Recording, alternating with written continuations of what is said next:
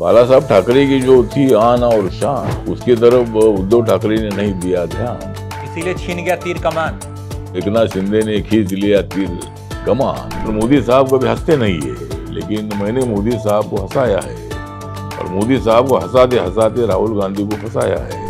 मैं करता हूँ हमारे सभी दुश्मनों पर वार, लेकिन मैं कभी नहीं मानता हूँ मेरी जिंदगी में हार।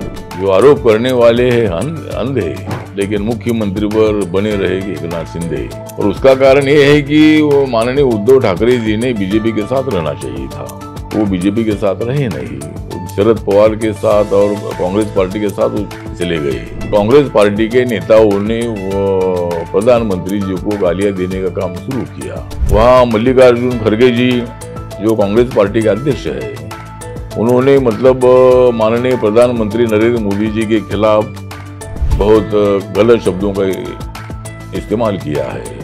देखता था मैं, तो धर्मेंद्र हो, जितेंद्र हो, अमिताभ बच्चन हो, लेकिन मुझे अमिताभ बच्चन सबसे ज्यादा डैशिंग कलाकार के रूप में मैंने उनको देखा है। सबका साथ सबका विकास है नरेंद्र मोदी जी का नारा, इसीलिए जाग रहा है भारत सारा। नरेंद्र मोदी जी है आज इस देश में चमकने वाला तारा, और कर्नाटक के चुनाव में बजा देंगे हम कांग्रेस के 12। जब तक इस देश में नरेंद्र मोदी जी की आंधी, कैसे बनेंगे प्रधानमंत्री राहुल गांधी।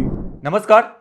राजनीति के इस दौर में जब नेता अपने विरोधियों पर बड़े ही कटु शब्दों का इस्तेमाल करते हैं, जैसे उनकी जो लड़ाई है वो वैचारिक ना हो, व्यक्तिगत हो, ऐसे दौर में एक ऐसे व्यक्ति भी हमारे साथ हैं जो बड़े ही हल्के अंदाज में कई गंभीर बात कह जाते हैं, अपने विरोधियों पे हमला भी करते हैं, तीर निशाने पर भी लगता है और विरोधियों को बुरा भी नहीं लगता।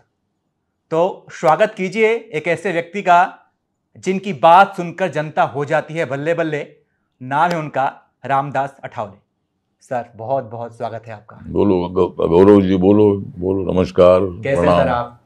हाँ ठीक है, मैं वो अभी आज दिल्ली में आया हूँ, आपसे बात कर रहा हूँ। आपको देखते ही सर लोग बहुत प्रसन्न हो जाते हैं, खुश हो जाते हैं, और आपका अंदाज तो गजब का है।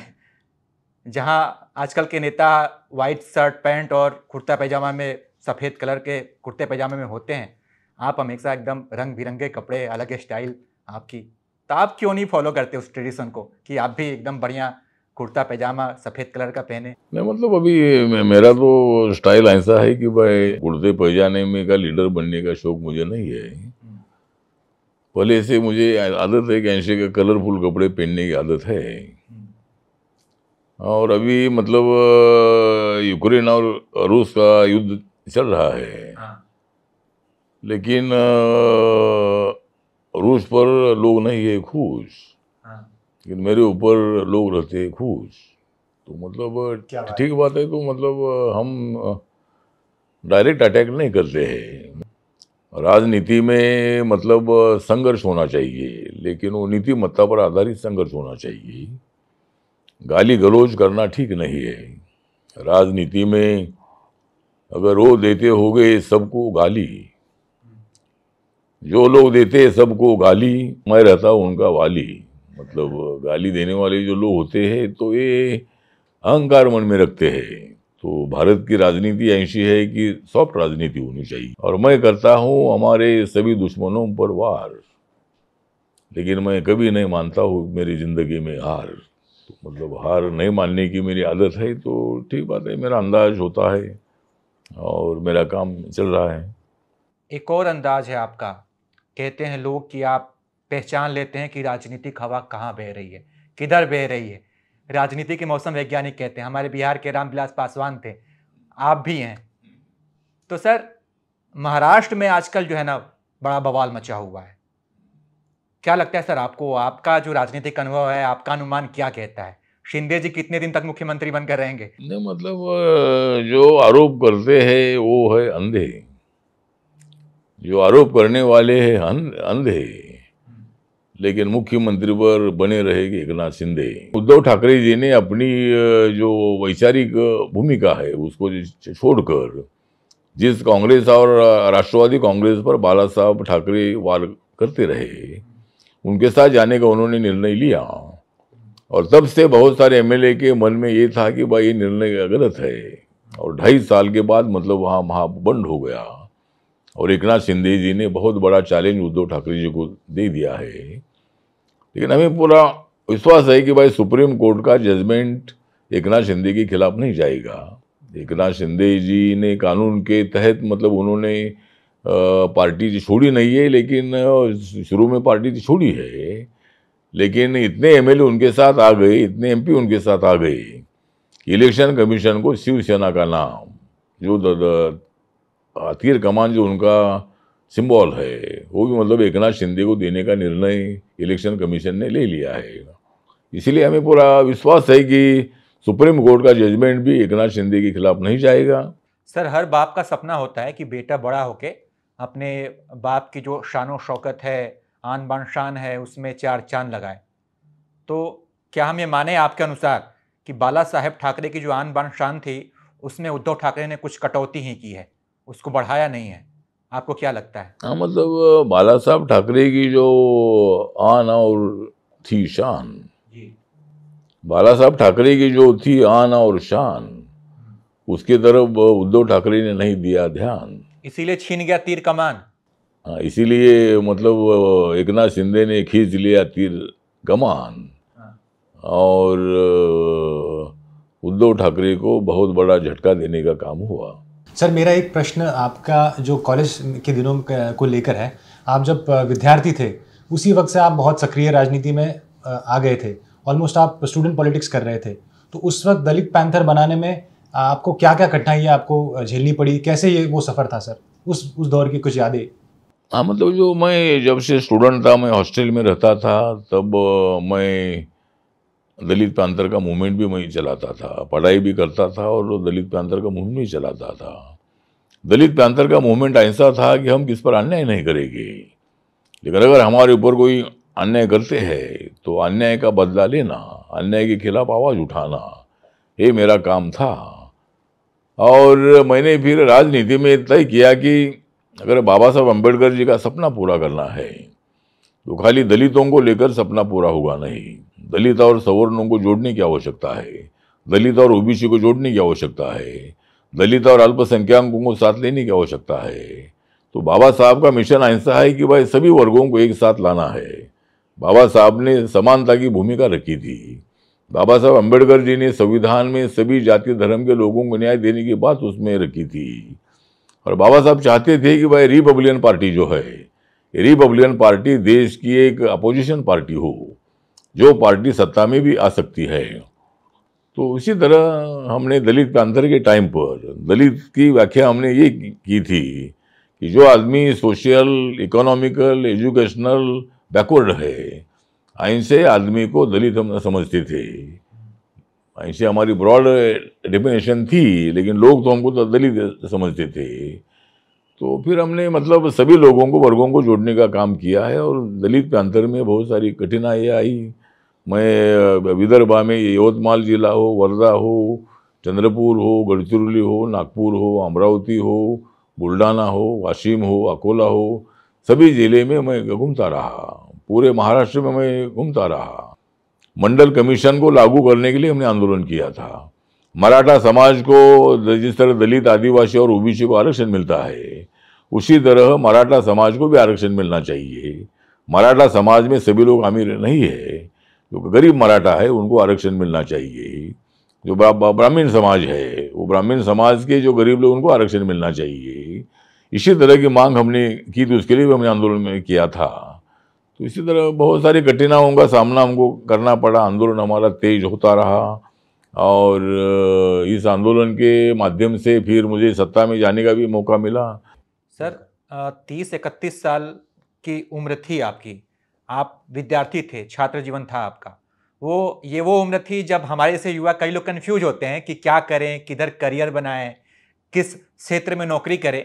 उस समय आप हॉस्टल में थे और आप मंत्री बन गए। लोग पहले विधायक बनते हैं, एमएलसी बनते हैं, फिर मंत्री बनते हैं। आप पहले मंत्री बने, उसके बाद एमएलसी बने। ऐसी कौन सी गोटी खेली थी आपने जो हॉस्टल में थे और फोन आ गया? मतलब तब महाराष्ट्र का वातावरण ऐसा था कि शिवसेना, बीजेपी की ताकत बढ़ रही थी। बाला साहब ठाकरे जी की सभाएं बहुत बड़ी बड़ी हो रही थी। ओबीसी समाज बड़ी संख्या में शिवसेना, बीजेपी के साथ जा रहा था। और शरद पवार को ये बहुत बड़ा डर था कि भाई अपनी सत्ता आएगी नहीं, ऐसा उनको तो अलग रहा था। लेकिन मैं ये विचारधारा का था कि भाई शिवसेना बीजेपी को हराना चाहिए। तब मेरी भूमिका वैचारिक ये थी कि भाई शिवसेना बीजेपी को हराने के लिए कांग्रेस के साथ जाना चाहिए, और मेरे पार्टी ने निर्णय लिया कि भाई कांग्रेस पार्टी के साथ हम जाएंगे। और जब मेरे पार्टी ने कांग्रेस के साथ जाने का निर्णय लिया, तब महाराष्ट्र में सत्ता आई। तो शरद पवार जी ने मुझे बोला कि भाई आपको मंत्री बनना है। मैं तो बोला मैं हॉस्टल में रहता हूँ, मैं क्या मंत्री बनूँ। लेकिन बोले नहीं नहीं नहीं, आपके कारण हमारी सत्ता आई है, तो आपको हमको मंत्री बनाना है। तो तब से शरद पवार के साथ 4 लोगों ने शपथ लिया था, उसमें मुझे भी शपथ देने का निर्णय शरद पवार जी ने लिया, और मैं पहले मंत्री बना, बाद में मैं एमएलसी बना। तो ये बात सही है कि लोग तो मतलब पहले विधायक बनते हैं, बाद में मंत्री बनते हैं। लेकिन मेरा अकेले का उदाहरण ऐसा है कि मैं पहले मंत्री बना और बाद में मैं एमएलसी बना। जब सर फोन आया मंत्री बनने के लिए, उस समय क्या कर रहे थे आप हॉस्टल में?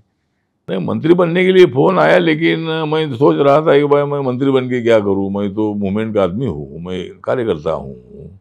लेकिन मुझे बहुत सारे पत्रकारों ने, बहुत सारे मित्रों ने, बहुत सारे एडिटर लोगों ने, बहुत सारे इंटेलेक्चुअल लोगों ने, साहित्यकारों ने मुझे बताया कि भाई अभी मौका आया है और आपको मंत्री बनना ही चाहिए। तो जब मैं मंत्री बना तो मंत्रालय में इतनी भीड़ होती थी कि रोज कम से कम 1000-1200 लोगों को मैं मिलता था। सर मेरा ये इसी से जुड़ा हुआ मेरा एक प्रश्न है। हाल ही में कुछ दिनों पहले शरद पवार साहब ने इस्तीफा दे दिया था और 2 दिन बाद इन्होंने इस्तीफा वापस ले लिया। शरद पवार क्या करना चाहते हैं, आपको क्या लगता है? शरद पवार जी ने इस्तीफा दे दिया, शायद शरद पवार जी के सामने कुछ अजित पवार जी की मूवमेंट कुछ अलग सी उनको दिखाई दे रही थी, और शरद पवार बीच बीच में बोल रहे थे, न्यूज़ आ रही थी कि भाई अजित पवार बीजेपी के साथ जाएगी, अजित पवार के साथ 40-42 एमएलए उनके साथ जाएगी। इसी तरह की अफवाहें, चर्चा महाराष्ट्र में बहुत तेजी से चल रही थी। तो पवार साहब ये बोल रहे थे कि भाई मैं बीजेपी के साथ नहीं जाऊंगा, लेकिन जिनको जाना है वो जाइए, इसी तरह की भूमिका वो रख रहे थे। लेकिन शायद इनको रोकने के लिए पवार साहब ने इस्तीफा दे दिया, और इस्तीफा देने से इमोशनल एटमॉस्फेयर तैयार हुआ। पूरे एनसीपी के लोगों ने आंदोलन किया, पवार साहब ने इस्तीफा पीछे लेना चाहिए, और नेशनल प्रेसिडेंट बनने का एक चेहरा एनसीपी में दूसरा कोई नहीं है। तो लोगों ने तो दबाव डाला और पवार साहब ने अपना इस्तीफा वापस ले लिया है। सर फिर भी क्या आपको ऐसा लगता है कि अजित पवार शायद 2024 के इलेक्शन के बाद बीजेपी के साथ आ जाए? हाँ, मतलब अभी कौन कहा जाएगा ये बोल नहीं दे सकते हैं। लेकिन अजित पवार जी, अभी अजित पवार के साथ जो बहुत सारे एमएलए तो इसी विचारधारा के नज़र आ रहे थे कि भाई बीजेपी के साथ जाना चाहिए। मैंने भी पवार साहब से बहुत बार अपील की थी कि देश के विकास के लिए शरद पवार जी ने नरेंद्र मोदी जी के साथ आना चाहिए। नरेंद्र मोदी जी बारामती में एक बार जाकर भी आए हैं, शरद पवार के कामों की प्रशंसा भी उन्होंने की है। तो अगर देश के विकास के लिए नरेंद्र मोदी जी काम कर रहे हैं, तो मुझे लगता है कि शरद पवार जी ने ही एनडीए के साथ आना चाहिए। इसी तरह की मेरी भूमिका रही है। लेकिन पवार साहब चाहते हैं कि भाई एनडीए में जाने से मतलब उनकी इमेज को खतरा पैदा होगा। लेकिन मैं पवार साहब को याद दिलाना चाहता हूँ कि जब अटल बिहारी वाजपेयी जब प्राइम मिनिस्टर बने थे, तब मतलब जॉर्ज फर्नांडिस हो, शरद यादव हो, या नीतीश कुमार हो, ममता बनर्जी हो, ऐसे कई नेता जो है, ये नेता एनडीए के साथ थे। तो मुझे लगता है कि राजनीति में बीजेपी के साथ जाने से कोई दिक्कत नहीं। मैं तो एनडीए के साथ आया हूँ, और मैं अगर एनडीए के साथ आया हूँ तो पवार साहब को भी आने में कोई दिक्कत नहीं है। सर पवार साहब का अभी भी है, अभी भी जारी है उनका पावर, और महाराष्ट्र में आजकल आए दिन जिस पर राजनीति गरमाती है उनका नाम है वीर सावरकर। आप बाबा साहब अम्बेडकर को मानते हैं, मैंने भी पढ़ा उनको। कई बार उन्होंने वीर सावरकर का विरोध किया, कहते हैं कि भाई भारत के लिए वीर सावरकर ठीक नहीं है। और बीजेपी वीर सावरकर को अपना आदर्श मानती है, राहुल गांधी विरोध करते हैं। लेकिन रामदास अठावले क्या सोचते हैं? लेकिन सावरकर जी मतलब काले पानी की शिक्षा भुगते रहे और मतलब पोर्ट ब्लेयर में जो मतलब जेल है वहाँ कई साल तक वो रहे थे। तो इसीलिए मुझे लगता है कि जो विवादित मुद्दों को सामने लाकर विवाद खड़ा करना अच्छी बात नहीं है। देश के विकास के लिए काम करना चाहिए। तो मुझे लगता है कि सावरकर जी के मुद्दे पर बहुत विवाद करना ठीक नहीं है। आप क्या सोचते हैं सर, आप क्या मानते हैं? नहीं, मैं तो मानने का विषय नहीं है, मतलब वैचारिक मतभेद जरूर सावरकर जी के साथ कई लोगों सावरकर के जी का थे। राष्ट्र में कितना, राष्ट्र मतलब भारत की आज़ादी में और भारत के विकास में कितना तो उनका योगदान है, मतलब भारत की आज़ादी में वो तो जेल में रहे, वो तो है, लेकिन उन्होंने कुछ मुद्दे रखे थे, उसका कुछ लोग विरोध करते हैं। तो मुझे लगता है कि विरोध करे, लेकिन उन्होंने जो जेल में इतने दिन काटे हैं तो उसको भी ध्यान में रखने की आवश्यकता है। हम जैसे युवा सर सावरकर को किस रूप में जाने, कि देशभक्त हैं या फिर माफी मांगने वाले, अंग्रेजों के सामने माफी मांगने वाले व्यक्ति के रूप में अभी पहचाने? माफी मांगने वाले ऐसा मुझे लगता है कि वो देशभक्त भी थे और उन्होंने अभी माफी मांगी थी कि नहीं है अभी, लेकिन वो चर्चा लोग करते हैं। आपके पुराने साथी राहुल गांधी कहते हैं कि मैं राहुल गांधी हूँ, सावरकर नहीं, माफी कभी नहीं मांगूंगा। नहीं, कभी नहीं मांगूंगा, लेकिन राहुल गांधी ने सुप्रीम कोर्ट की माफ़ी मांगी है। जब राफेल के मुद्दे पर जब उन्होंने नरेंद्र मोदी को घेरने का काम किया था 2019 में, तब सुप्रीम कोर्ट में जब राफेल के मुद्दे पर भ्रष्टाचार हुआ है क्या, इस पर बहस हुई और सुप्रीम कोर्ट ने बोला कि राफेल के मुद्दे पर, राफेल के परचेसिंग में कोई भ्रष्टाचार नहीं हुआ है। और राहुल गांधी ने जो आरोप लगाए थे माननीय नरेंद्र मोदी जी पर, तो राहुल गांधी ने माफ़ी मांगनी चाहिए। तो राहुल गांधी ने माफ़ी मांगी थी। इसी को जोड़कर मैं एक प्रश्न पूछना चाहूँगा नरेंद्र मोदी जी को लेकर। 2014 में जब इलेक्शन हुआ तब ये फिक्स था कि रामदास अठावले जी मंत्री पद उनको मिलेगा, कैबिनेट मिनिस्टर वो रहेंगे। और मैं जानना चाहता हूँ कि आपके नरेंद्र मोदी जी के साथ राजनीतिक रिश्ते तो है ही, लेकिन व्यक्तिगत रिश्ते आपके कैसे हैं? ये आपने कैसे सुनिश्चित किया कि मैं मंत्री बनूंगा, मेरा मंत्री बनना तय है? मुझे कांग्रेस पार्टी ने, राष्ट्रवादी कांग्रेस पार्टी ने यूपीए फर्स्ट के टाइम पर, मैं पंढरपुर से मेंबर ऑफ पार्लियामेंट था, मैं 3 बार लोकसभा में चुनकर आया था, तो मुझे उन्होंने मंत्री पद नहीं दिया। उन्होंने बोला कि आप अकेले हैं। तो मैं अकेला हूँ, तो मैं बोला मैं अकेला हूँ। तो और सोनिया गांधी जी का कहना था कि आपको मंत्री पद देने की जिम्मेदारी शरद पवार की है। शरद पवार जी बोल रहे थे कि भाई मेरे पास तो कोई मंत्री पद है नहीं है, कांग्रेस पार्टी ने आपको मंत्री पद देना चाहिए, लेकिन मुझे उन्होंने मंत्री पद दिया नहीं।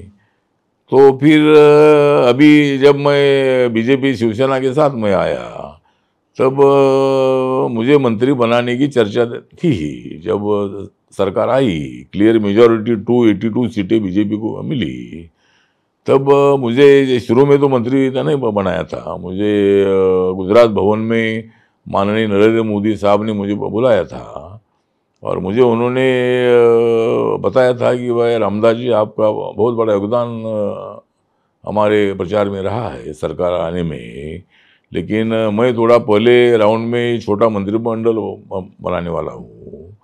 तो जब 2-4 महीने में जब विस्तार होगा तो ज़रूर आपको लिया जाएगा। तो ऐसा उन्होंने मुझे बोला था, लेकिन विस्तार 2 साल के बाद हुआ तो मुझे मंत्रिमंडल में ले लिया। तो मोदी साहब के साथ मेरे बहुत अच्छे संबंध है और मोदी साहब कभी हंसते नहीं है, लेकिन मैंने मोदी साहब को हंसाया है और मोदी साहब को हंसाते हंसाते राहुल गांधी को फंसाया है। सबको हंसाने वाले आप हैं, आप सबको हंसाते हैं। आपको कौन हंसाता है? कोई फिल्मी हीरो, कोई किरदार? नहीं, मुझे हंसाने वाला कोई नहीं मिला है। मतलब तो वैसे हमने सुना था कि धर्मेंद्र जी और जितेंद्र, ये आपके फिल्म स्टार जो है, ये आपके फेवरेट फिल्म स्टार्स हैं, तो आप इनकी मूवीज ज़्यादा देखते थे आपके ज़माने में? नहीं, देखता था मैं। धर्मेंद्र हो, जितेंद्र हो, अमिताभ बच्चन हो, लेकिन मुझे अमिताभ बच्चन सबसे ज़्यादा डैशिंग कलाकार के रूप में मैंने उनको देखा है। बहुत सारे रोल उन्होंने बहुत अच्छे किए हैं और इसीलिए फिल्म इंडस्ट्री से मेरा नज़दीक का संबंध रहा है। सभी कलाकार मुझे जानते हैं, सभी क्रिकेट के जो खिलाड़ी वो मुझे जानते हैं। एक बार मैं मुंबई में मनोज कुमार को मैं मिला था और मनोज कुमार को मिला तो मैंने उनको मेरी पहचान करवाई कि मैं रामदास आठवले हूँ। अरे मैं तो तुम्हारा पार्लियामेंट में भाषण सुनता हूँ और आपको कौन नहीं जानते हैं। तो मैं बोला ठीक बात है, अच्छी बात है। तो मुझे फिल्मों की बहुत बड़ी आदत थी, मुझे फिल्म इंडस्ट्री में जाने का शौक था, लेकिन मैं राजनीति में आ गया। और लेकिन एक आध फिल्मों में काम किया है आपने? एक आध फिल्मों में आपने काम भी किया है? हाँ, मतलब एक दो फिल्मों में छोटा छोटा रोल मैंने किया है। मतलब एक अन्याय का प्रतिकार नाम की एक मराठी फिल्म थी, उसमें टाइटल रोल में मेरा था। और जोशी की कामले नाम की एक इंटरकास्ट मैरिज पर एक फिल्म थी मराठी, उसमें भी मेरे दो तीन स्पीच उसमें मेरे थे। तो मतलब फिल्म में काम करने की मुझे बहुत शौक था, लेकिन मैं फुल टाइम उधर नहीं जा पाया। आगे मौका मिले तो काम करेंगे? नहीं, मौका मिलेगा तो मतलब अगर मौका मिलेगा तो मैं ही फिल्म निकालूंगा। मतलब अगर मिलेगा मौका तो रामदास जी मारेंगे चौका।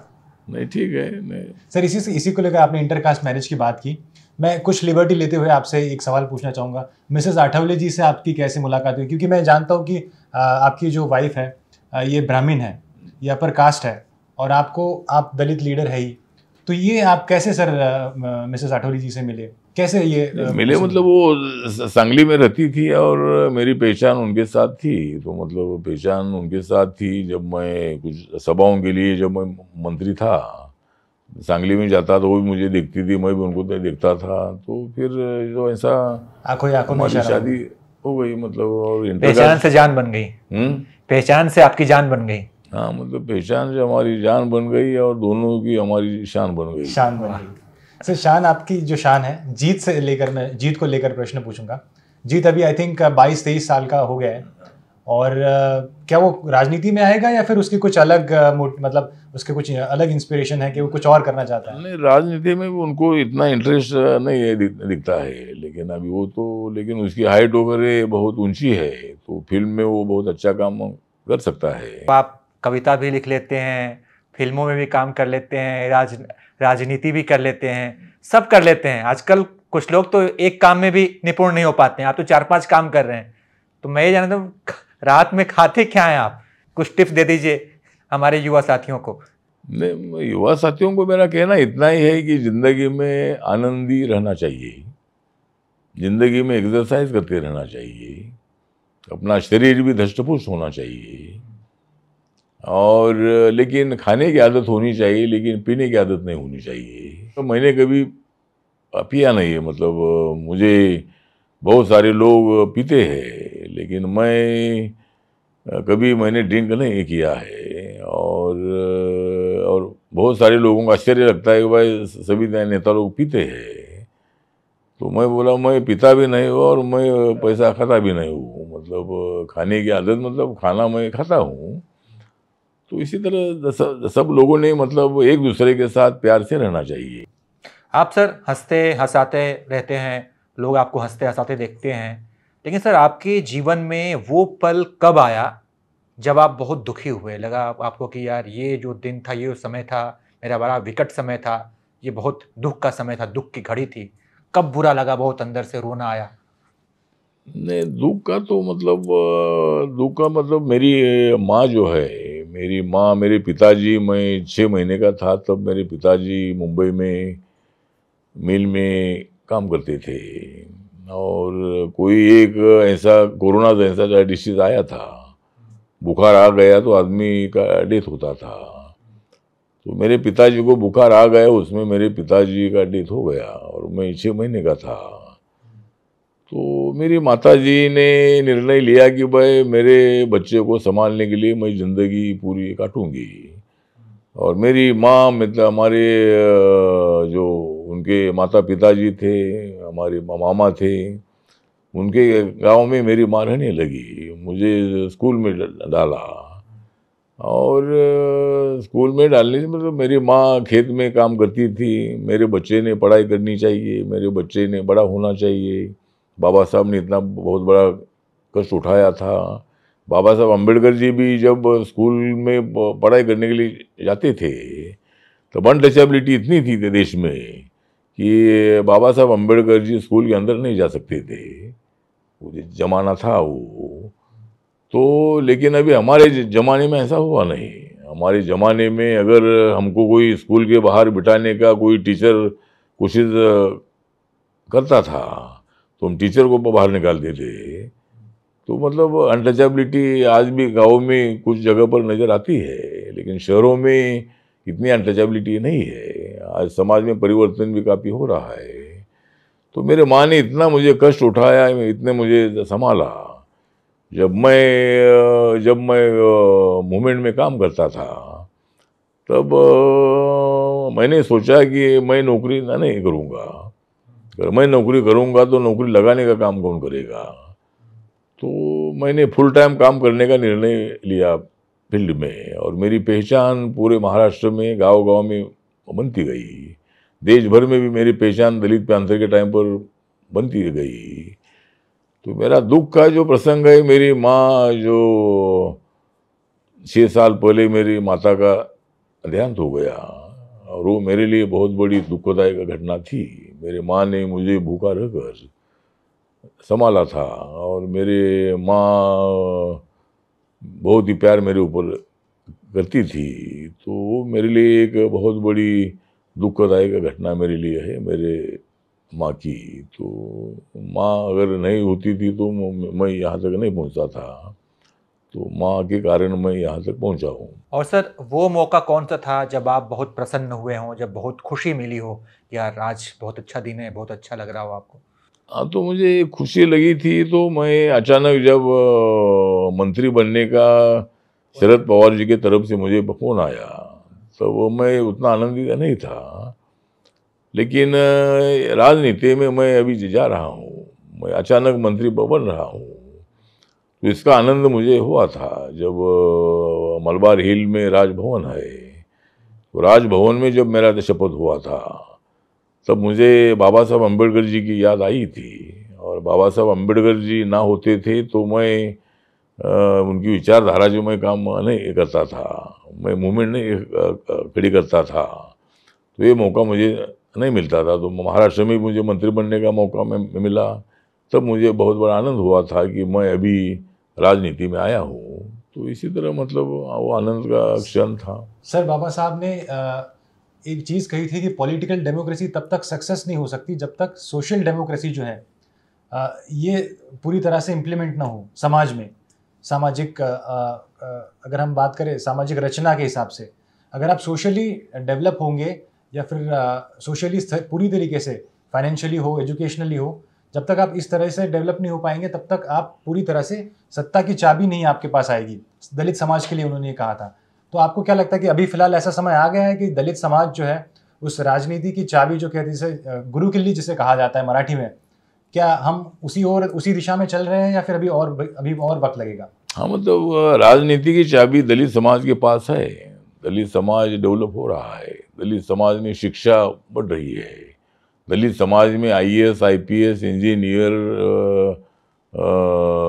साइंटिस्ट, प्रोफेसर, एडवोकेट्स, अलग अलग क्षेत्र में दलित समाज के लोग नजर आ रहे हैं। क्योंकि बाबा साहब अम्बेडकर जी ने संविधान में रिजर्वेशन लागू किया। तो बाबा साहब ने बोला था कि भाई सोशल डेमोक्रेसी तो होनी चाहिए, लेकिन सोशल डेमोक्रेसी के साथ साथ पॉलिटिकल डेमोक्रेसी भी मजबूत होनी चाहिए, और अपने हाथ में सत्ता की चाबी होनी चाहिए। तो इसी तरह दलित समाज का जो परसेंटेज है, आज दलित समाज, schedule caste and schedule tribe का पॉपुलेशन 25% है। तो दलित और आदिवासी जिसके बाजू में जाते हैं उनको सत्ता मिलती है। जब दलित आदिवासी कांग्रेस के साथ रहे तब कांग्रेस को सत्ता मिली, जब दलित आदिवासी बीजेपी के साथ आए तो बीजेपी को तो सत्ता मिली।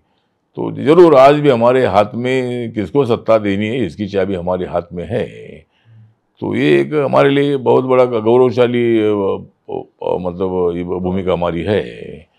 तो आज भी जिस तरह पहला बीजेपी का विरोध करने वाले हम सब लोग थे, लेकिन आज बीजेपी ने अपना चेहरा मोहरा बदल दिया है। नरेंद्र मोदी जी ने सभी लोगों को साथ में लेने की भूमिका रखी है, तो इसीलिए बीजेपी सत्ता में आ रही है। तो मुझे लगता है कि इसीलिए सत्ता की चाबी जरूर हमारे हाथ में है। सर, ये आपकी बातों से ये समझें कि जो वाजपेयी जी के ज़माने वाली जो बीजेपी थी वो खराब थी, और मोदी जी के समय वाली जो बीजेपी है वो ठीक है? नहीं नहीं, अटल जी के टाइम पर भी थी, अटल जी के टाइम पर भी, अटल जी के साथ तो मैंने बोला कि सोशलिस्ट लोग भी आए थे, बहुत सारे लोग उनके साथ आए थे। तब हम कांग्रेस पार्टी के साथ थे तो हम तो नहीं आए थे, लेकिन जब हमने बीजेपी में परिवर्तन न देखा, अटल जी के टाइम पर तो अटल जी एक बहुत ही अच्छे व्यक्ति थे, उनकी और मेरी बहुत अच्छी पहचान थी। हम यूपीए में थे और वो एनडीए में थे, लेकिन वो अटल जी मराठी बोलते थे और अटल जी के साथ मेरी बहुत अच्छी पहचान थी। जब मैं, अटल जी भी कविता करते थे, मैं भी कविता करता था, तो मतलब हमारे संबंध अटल जी के साथ बहुत अच्छे थे। मुझे हमेशा रामदास जी कसं काय चाललंय तुमचं, उन्होंने सर ऐसा कभी मुझे आपकी कविता पूछता सुनी? था। अटल जी ने, हाँ अटल जी ने कभी आपकी कविता सुनी? हाँ, तो सुनिए ना, जब मैं लोकसभा में था तब, जब मैं 1998 में जब मैं पहली बार चुनकर आया था, तब अटल जी 1998 में प्रधानमंत्री थे, 1999 तक वो प्रधानमंत्री थे। जब अटल जी की सरकार एक वोट से हारी थी, तब रिपब्लिकन पार्टी के 4 एमपी थे, हम कांग्रेस के अलायंस में चुनकर आए थे, लेकिन तब हमारा मन बीजेपी के समर्थन का नहीं था। तो अटल जी की सरकार एक वोट से हारी थी।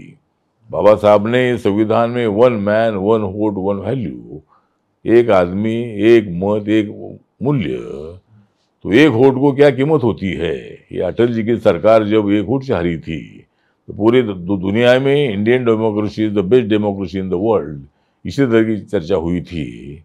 तो मुझे लगता है कि अटल जी के साथ हम विरोध में थे, लेकिन व्यक्तिगत संबंध हमारे अटल जी के साथ अच्छे थे।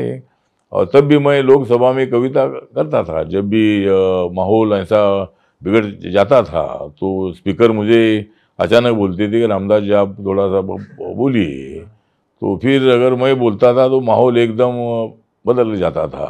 तो इसी तरह मतलब हमारे अटल जी ने मेरी काफ़ी कविताएं सुनी है और अटल जी के साथ मेरे संबंध अच्छे थे। सर, तब जब एक वोट से सरकार गिरी थी, तब बहन कुमारी मायावती जी का बड़ा रोल था, तो उस वक्त क्या क्या हुआ था बेसिकली, आप उसके बारे में कुछ बताएंगे?